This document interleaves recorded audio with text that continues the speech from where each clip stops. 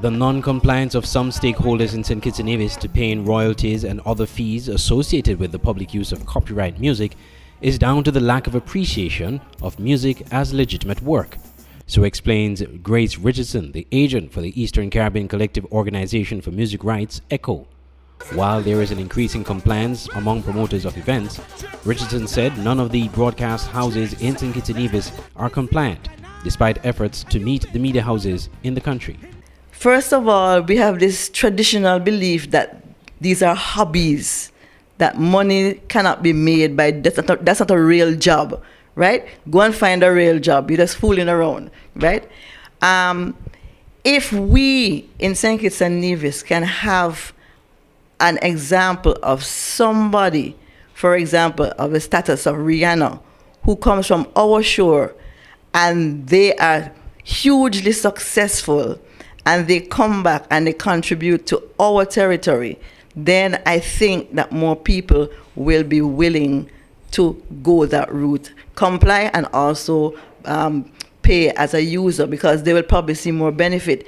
But why do we have to wait until we see something like that? Why don't we start to encourage the growth of the industry from ground up, from the beginning?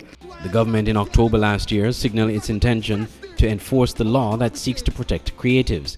In a press conference, Attorney General Garth Wilkin posited that there will be a new approach that will seek to bridge the gaps between stakeholders and Ecco in protecting the rights of creatives in St. Kitts and Nevis. It is time for us as a nation to respect the rights of our creatives and to participate collectively in ensuring that creatives can profit from their creativity. But we also have to respect the business endeavors of event promoters, radio station owners, bar owners, restaurant owners, and others who wish to make a living and create jobs and work for our people in the entertainment sector. In my personal opinion, music rights organizations like Ecco came into St. Kitts and Nevis like a bulldozer. I don't know if many of you have seen the movie Avatar, when the humans literally bulldoze the aliens' lands in search for precious substances. I have told Ecco that. They have disagreed. We have agreed to disagree.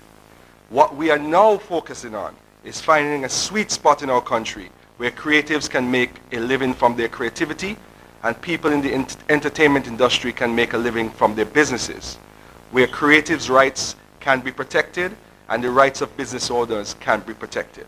Meanwhile, Ms. Richardson said she hopes media houses in St. Kitts and Nevis will begin complying, given that Ecco has presented introductory rates for reproduction fees that broadcast houses ought to pay to publicly perform music.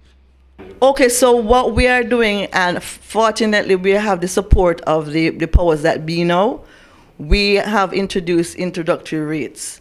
And we're hoping that through these introductory rates and more information getting out to the public, that the radio stations, the TV stations, the cable entities will comply, right? We don't want to take a heavy hand. That is not our aim. Our aim is to have voluntary compliance. And we're trying to make it such that it is attractive for the users and also to the benefit of the creators, is that a middle ground is met. And that is the one purpose that the Attorney General called us into a meeting for in September, to make sure that that happens. So it's now up to the users to play a part in letting this happen. Ecco can be contacted locally by calling Ms. Grace Richardson at 762-7139 or visiting the ecorights.org website, clicking on the St. Kitts Nevis flag that will reveal contact information for the St. Kitts Nevis agent. I'm Andre Huey for SKN Newsline.